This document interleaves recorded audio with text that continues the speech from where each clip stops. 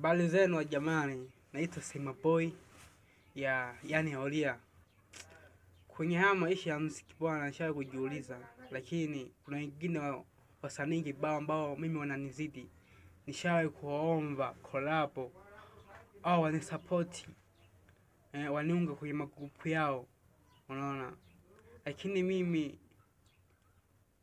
ningeomba sana, hata wewe King Kiba kama unanisikia, naomba sana unisupport brother.